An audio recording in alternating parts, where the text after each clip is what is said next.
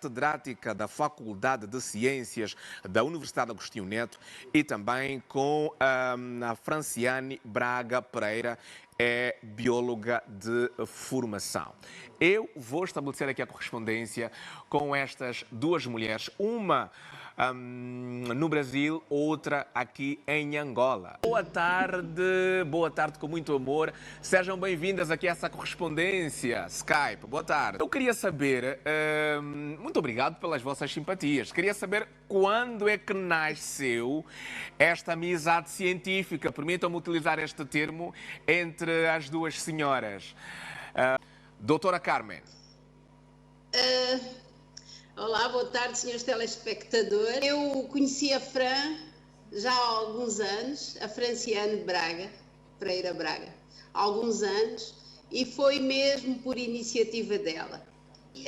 Ela está agora a estudar a Amazónia, passou para a Amazónia, mas fez os 2 níveis de formação, licenciatura e mestrado, comigo, enquanto orientador e co-orientadora, e, portanto, essa amizade tem vindo a partir daí. Eu gostava agora de ouvir a doutoranda Franciane Braga Pereira relativamente sobre os impactos. Que impactos é que as guerras civis, Franciane, podem trazer para a biodiversidade selvagem? As constatações que fez, gostava que partilhasse connosco. É importante que, quando a gente pensa em impacto de guerra civil sobre a fauna, a gente perceba que há impactos que são diretos e impactos indiretos. E a maioria desses impactos, eles são indiretos, né? Quando a gente fala de impacto direto da guerra sobre a fauna, a gente fala, por exemplo, dos militares abatendo diretamente os animais para comercializar sua carne, marfim de elefante, chifre de rinoceronte, e utilizar desse lucro do comércio para comprar armamentos bélicos, né? Armamentos que serão utilizados nos conflitos. Só que a gente também tem os conflitos, os impactos indiretos. Por exemplo, durante anos de guerra é muito comum que a população, de maneira geral, ela tenha um acesso grande a armas, a rifles automáticos e semi-automáticos, como a AK-47, e com esses rifles a população consegue abater os animais de maneira muito mais incisiva do que com técnicas de caça tradicional, por exemplo. Outro impacto indireto muito frequente é a suspensão da patrulha anti-caça furtiva. Os fiscais de caça, durante os anos de guerra, eles têm uma dificuldade grande em trabalhar por diversos motivos. Um deles, geralmente há um corte no salário desses funcionários, há um corte de verba para esses funcionários trabalharem. E, além disso, imaginem vocês, a gente tem fiscais de caça trabalhando meio a rebeldes, a grupos rebeldes, né? Os fiscais estão tentando trabalhar cercados por grupos rebeldes armados.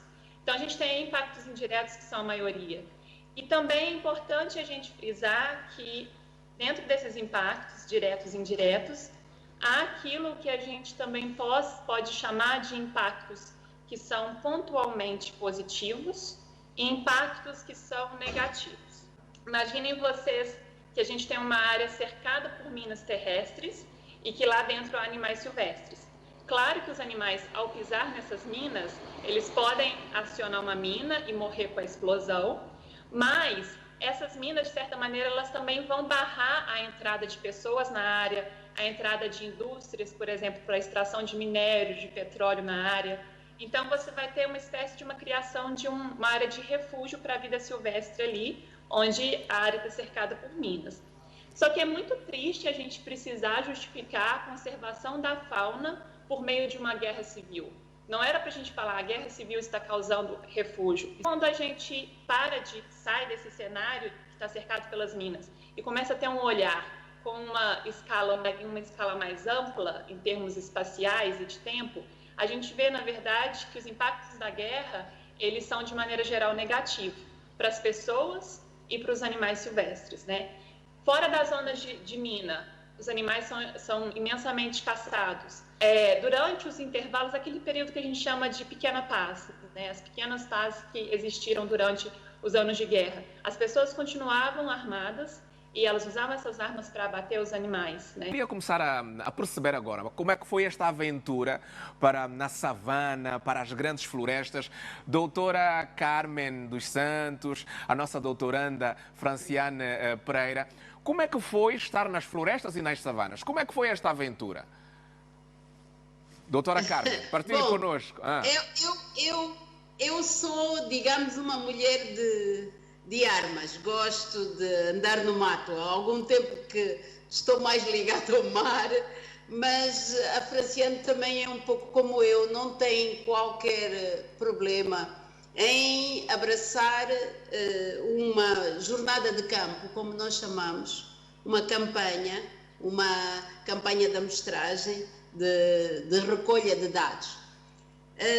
A Franciane foi um espetáculo enquanto estudante, porque ela se predispunha sempre a passar essas temporadas dentro do perímetro da Kisama. Nós estamos a falar do perímetro da Kisama que está designado em decreto.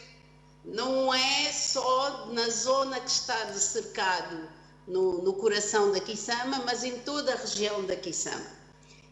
Eu peço desculpas, doutora Carmen. Neste momento, nós vamos ilustrando algumas imagens onde nós vemos a nossa doutoranda, Franciane Pereira, no barco à frente, e tudo aquilo que foi vivenciando, nós vamos passando para Angola e o mundo.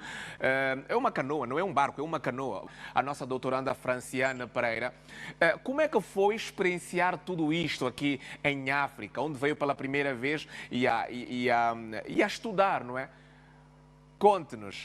A experiência ela não poderia ter sido melhor graças ao acolhimento das populações tradicionais da Kisama.